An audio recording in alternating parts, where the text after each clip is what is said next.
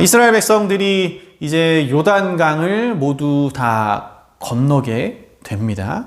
이제 건너면서 여호수아가 한 가지를 명령을 합니다. 뭐냐면 각 지파별로 대표자 한 명씩 나와서 지금 이제 이스라엘 백성들이 다 건널 때까지 언약궤를 맨 제사장들이 그 요단강 정중앙에 마른 땅에 이제 서 있죠. 언약궤가 이제 요단강을 벗어나기 전에 무엇을 명령하냐면 그 언약궤가 서 있는 그 요단강 내에 있는 그 주변에서 큰 돌 하나씩 가져와라. 그리고 그 12개의 돌을 너희가 지금 유숙하게 될 이 길갈이라는 땅에 그 12돌을 세우라.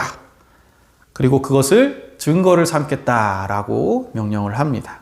그리고 여호수아가 그 12돌뿐만 아니라 또 요단강 그 중앙에, 그 마른 땅 그 요단강 중앙에도 돌 12개를 세워서 이제 요단강을 건넌 증거로 삼습니다. 자, 이 증거의 돌의 이유들은 이제 분명하죠. 22절 말씀을 보니까 너희의 자손들에게 알게 하여 이르기를 이스라엘이 마른 땅을 밟고 이 요단을 건넜습니다. 그러니까 이 요단을 건넌 것을 후손들에게 이제 말로써 이야기하면서 전할 때에 그 증거로 삼기 위해서 12돌을 세운다라고 이야기를 하고 있습니다. 그리고 이 요단을 중심으로 또 하나의 증거의 역할을 하는 제단이 이제 나중에 추후에 이제 세워지게 되는데요. 여호수아 22장을 보면 그 땅 분배를 마치면서 이제 요단 동편에서 자리 잡고 군사들만 따라 나왔었는데 그 세 지파의 군사들이 이제 다시 요단 동편으로 떠나게 됩니다. 이제 여호수아가 그 세 지파들을 이제 요단 동편으로 돌려 보내는데 이제 돌려보낸 이 므낫세 반지파와 이제 르우벤 지파와 갓 지파 이 세 지파의 수장들이 요단강을 건너기 직전에 이 가나안 쪽이 있는 그 땅에 큰 제단을 하나 쌓습니다. 왜냐하면 이제 몇 때가 지나서 이 후대 사람들이 생각하기를 가나안을 정복한 이 이스라엘 백성들이 요단 동편에 있는 저 세 지파는 저기는 이스라엘이 아니다. 저기는 우리의 적통 이스라엘 지파가 아니다. 이런 식의 얘기들로 요단을 기점으로 해서 이스라엘이 아니다. 맞네 아니네 이런 논쟁이 생길까봐 일부러 이 세 지파의 수장들이 이제 요단강 쪽에 높은 곳에 제단을 세워 놓게 되죠. 이 제단을 세운 이유도 역시 기념비. 우리가 이 가나안 족속을 정복한 이스라엘과 동족이다라는 것을 후손들에게 깨닫게 하기 위한 기념비의 역할을 하고 있다라고 볼 수가 있습니다. 자, 기념비의 역할, 이 돌무더기의 역할은 기억하게 하기 위함입니다. 지금도 많은 현대 사회에서 많은 학자들이나 많은 사람들이 자료를 남기는 이유도 마찬가지죠. 기억하게 하기 위함입니다. 특히 이제 이스라엘 당시처럼 이제 자료를 남기기 어려운 환경일 때는 더욱더 이런 기념비, 돌 같은 것을 세우고 제단을 세우면서 이런 기념비 같은 것들이 변하지 않는 것이기 때문에 기념비가 반드시 필요했습니다. 실제로 근데 나중에 어떤 일이 일어납니까? 이 요단 동편에 거주한 세 지파가 제단을 세웠음에도 불구하고 나중에 후손들의 그 후대의 성경 역사를 보면 완전히 이스라엘 백성에게서 배제되는, 완전히 이스라엘 민족에게서 지워지는 그런 미래를 맞이하게 됩니다. 그러니까 이방인과 다름없는 지파가 돼버리는 거죠. 그러니까 기억을 하라고 이렇게 남겨놨지만 그것이 시간이 오래 흐르면 흐를수록 이처럼 잊혀지게 되는 경우가 참 많이 있습니다. 그렇기 때문에 더욱더 기억하기 위해서 이런 기념비를 남겨놓게 되는데요. 근데 마찬가지로 이제 이스라엘이 이제 요단을 건너서 이제 첫 유영지가 이제 길갈이죠. 이 길갈에 그 12돌을 세워서 이제 기념을 합니다.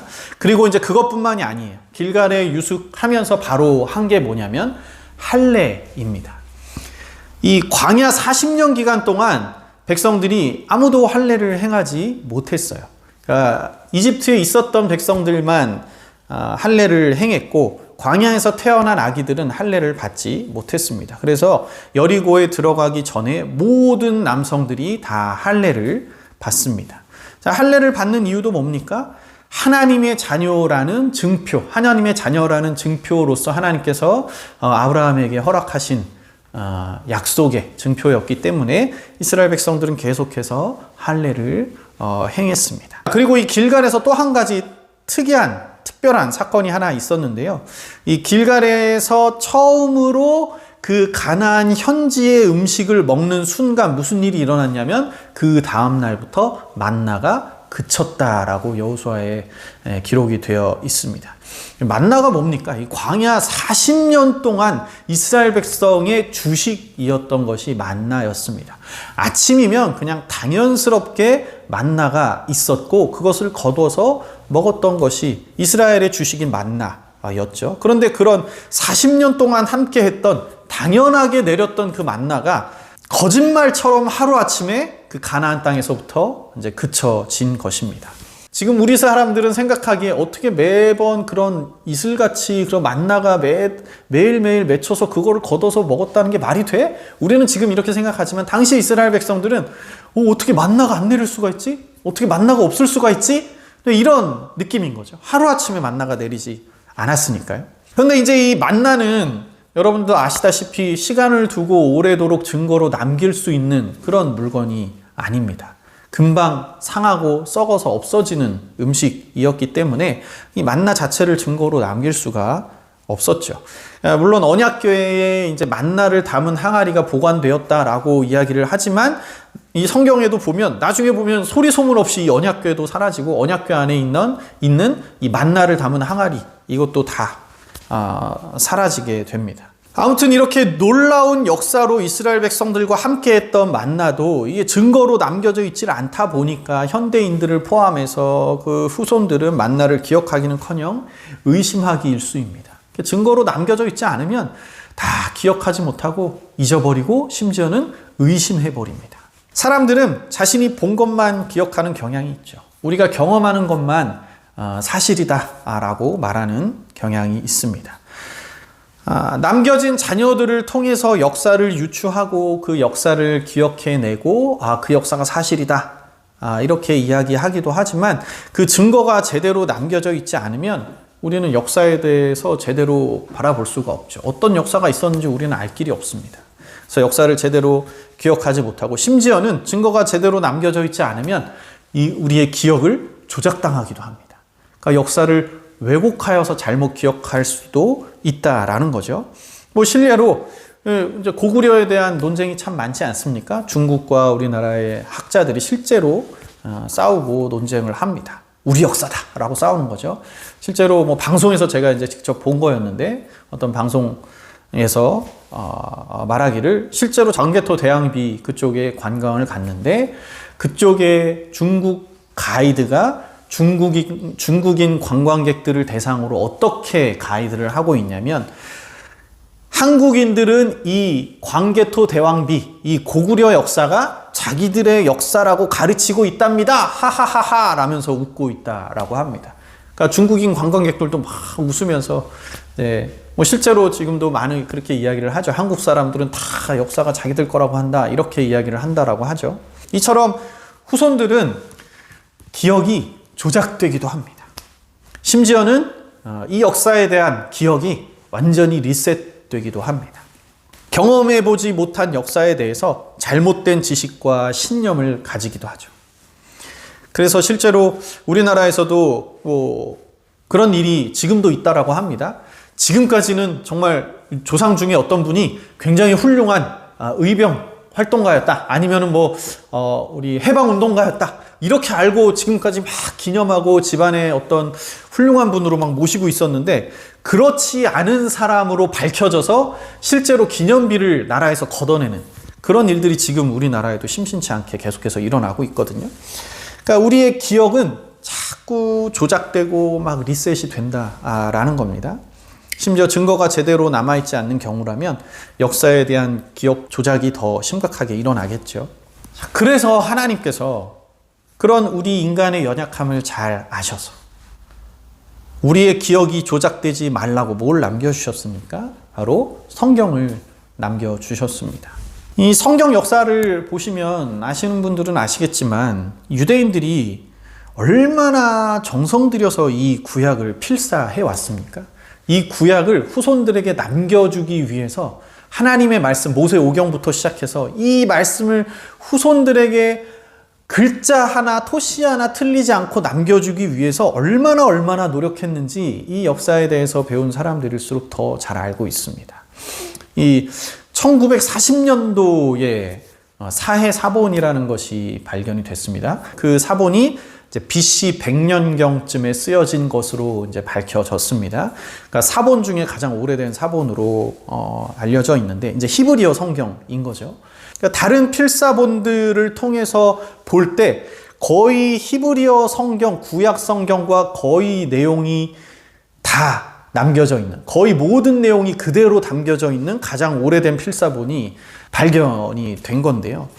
그러니까 종이가 없는 양피지에 글 한 번 쓰기 어려운 그 양피지에, 그리고 또 양피지가 금방 부서져 버리거든요. 근데 그게 항아리에 너무 잘 남겨져 있었어 가지고 발견이 됐는데, 이 양피지에 글을 남기는 것 자체가 쉽지 않았던 그 당시에, 기원전 그 당시에 한마디 틀리지 않고 남기기 위해서, 그리고 그때 당시에 쓰여진 우리가 이제 구전으로 내려온 역사들을 통해서 우리가 듣게 된 사실은 뭐냐면, 글을 옮겨 쓰기 전에 매번 씻고 정결 의식을 행하고 그 글을 하나하나 써 내려갔다라고 우리에게 알려져 있는 만큼 정말 유서 깊은 역사의 유물로서 이 성경이 계속해서 우리에게 흘러내려져 왔다라는 사실을 우리는 역사를 통해서 잘 기억을 하고 있습니다. 하나님께서 그렇게 말씀을 이 후손들에게 계속해서 사람들을 통해서 남겨주셨다라는 겁니다. 요한복음에서 이렇게 말씀을 하시죠. 말씀이 곧 하나님이다. 물론 요한복음에서 말하는 이 말씀은 예수님을 칭합니다. 이 예수님께서 이 땅에 오셔서 하신 모든 말씀들, 예수님의 행적과 이 모든 말씀, 그것이 곧 하나님의 말씀이다라는 것을 이 1장 1절에서 바로 우리에게 알려주고 있는데요. 그러니까 그 말씀 그대로 말씀이 곧 하나님이시다. 예수님의 행적과 말씀이 하나님의 말씀이고, 그 예수님의 행적과 말씀이 남겨진 이 성경이 곧 하나님의 말씀이고 하나님이시다. 우리 후손을 위한 증거로 남아있는 이 성경이 곧 하나님의 말씀이다라는 사실을 말씀도 우리에게 가르쳐주고 있는 것입니다.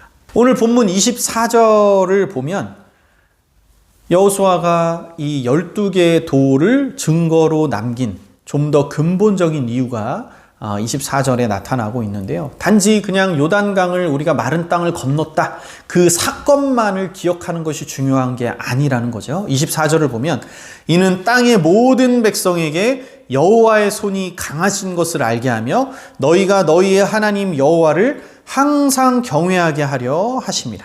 주변 모든 나라들이 여호와의 강하심을 알게 하려 함이다. 그게 이제 그 당시에 첫 번째 이유였고, 두 번째 이유가 뭡니까? 너희가 항상 여호와를 경외하게 하려 함이라고 말씀하고 있습니다. 증거를 남기시고 그 증거를 통해 우리에게 계속해서 기억하게 하시는 이유는 강하고 능하신 여호와만을 항상 경외하게 하려 함이라는 겁니다. 그런 이유를 통해서 하나님의 말씀을 지금까지 우리에게도 남겨주셨다라는 겁니다. 강하고 능하신 여호와만을 경외하게 하기 위해서. 아까도 말씀을 드렸지만 인간은 역사에 대해서 그 기억을 조작당하기도 하고 심지어는 리셋되기도 한다라고 말씀을 드렸습니다. 우리는 이 증거의 말씀을 통해서 더욱더 여호와를 경외해야 하고, 요새 우리가 여호수아 말씀을 통해서 계속 말씀드리지만 언약궤가 어디서 일어나서 어디로 나아가고 있는지 그 방향을 제대로 보고 쫓아야 함에도 불구하고 우리의 기억은 우리가 경험하고 보고 있는 여러 가지 이 시대의 현상과 상황과 환경에 의해서 우리의 기억이 자꾸 조작이 되어져서 여호와를 경외하기보다는 여타 다른 것들에 마음이 쓰이게 만들고 여호와 외에 다른 것들에 자꾸 집중하게 만들고 여호와 하나님에게서 우리의 마음이 멀어지게 만들고 있지 않습니까? 제가 이번 주에 이제 그 기독교 방송을 유튜브로 조금 보다가 이제 이렇게 떠오르는 게 있어서 보다가 유명인 크리스천 몇몇 인터뷰를 좀 봤는데요. 이제 야구 좋아하시는 분들은 강정호라는 선수를 좀 아실 건데요. 메이저리그에서도 성공했다가 사회적 물의를 일으켜서 메이저리그에서도 쫓겨났다가 국내에 들어와서 또 쫓겨난 이제 불명예 퇴진을 한 야구 선수가 있습니다. 근데 저도 이번에 그 선수 인터뷰를 보고 처음 알았는데 이 강정호 선수가 이제 교회를 다니고 있더라고요. 물론 예전에는 이제 다니지 않았고 나중에 다니게 됐는데 이 사람 인터뷰하기를 자기가 정말 야구 인생이 이제 다 완전히 망가지고 힘들어졌을 때 어려운 상황이었을 때 이제 지인을 통해서 교회를 어떻게 우연히 가게 됐다라고 합니다. 그래서 그때 당시부터 시작해서 지금까지 교회를 이제 열심히 다니고 있는데 지금 자기가 생각해도 자기가 교회를 다니는 게 너무 신기하대요. 자기 친구들도 내가 교회 다닌다 그러면 아직까지도 믿지 않는다라고 합니다. 그 정도로 자기는 인터뷰를 하는데 뭐라 그러냐면 자기는 교회를 다니는 사람들이 너무 한심해 보였대요. 아니 그렇게 의지할 게 없어서 교회 가서 기도하면서 사나? 뭐 이런 생각을 하는 사람이었다라고 합니다. 그런데 그랬던 사람이 성령의 인도하심을 통해서 완전히 변화받고 지금은 누구보다도 하나님을 잘 믿는 믿음의 사람이 되었습니다. 이런 분들의 인터뷰를 보면서 정말 하나님은 지금도 놀라운 일을 행하시는 분이시라는 사실을 깨닫게 됩니다. 그리고 지금도 하나님께서는 우리의 기억이 조작당하지 않도록 우리의 기억 속에서 계속해서 하나님은 능력이 많으신 분이시고 하나님을 경외하게 하도록 우리의 기억이 계속해서 하나님에게로 돌아가도록 하나님은 지금도 우리의 삶에 역사하고 계신다라는 사실을 이런 분들의 인터뷰를 통해서 또 말씀을 통해서 깨닫게 된다는 겁니다. 하나님은 지금도 우리들의 이 기억이 이 세상의 이치에 속아서 조작당하지 않고 리셋땡이 당하지 않도록 주의 말씀에 더욱 집중하여서 살아가도록 우리의 삶을 붙들고 계십니다. 그 하나님의 말씀에 다시 한번 집중하시는 여러분 되시기를 간절히 바랍니다. 이 세상이 얼마나 참 빠르게 변하고 있습니까? 특히 우리나라는 너무 빠르게 변해서 세대 간의 갈등이 참 심각합니다. 이해를 못하죠. 그만큼 빠르게 변하고 있고 이 세상의 시류와 흐름도 수시로 이제 바뀌다 보니까 그때마다 진리라고 여기고 옳다라고 여기는 것들이 바뀌고 있습니다. 제각각입니다. 이런 세상의 시류에 흔들리다 보면 물질의 마음이 뺏기기 마련이고 마지막 시대에 대한 예언의 말씀이시죠. 사랑을 잃어버리게 되고 우리 역시도 메마른 마음으로 사랑을 잃어버리게 되고 하나님을 향한 그 구원의 소망을 잃어버리게 됩니다. 정말 열심히 내가 주의 사람으로 살아야지. 하나님께서 내 기도 제목 들어주셨으니까 내 소원을 들어주셨으니까 내가 이곳에서 정말 하나님의 사람답게 살아봐야지 하는데 바쁘게 살다 보면 어느 순간 하나님을 잊고 살게 되는 것이 우리의 삶이라는 것입니다. 그렇게 우리의 기억이 이 세상에 지배를 당하게 되는 것입니다. 다시 주의 말씀에 집중하시기 바랍니다. 주님께서 남겨주신 이 증거의 말씀, 우리의 기억이 조작되지 않도록 오직 구원의 길을 바라보게 하신 하나님의 말씀에 집중하시기 바랍니다.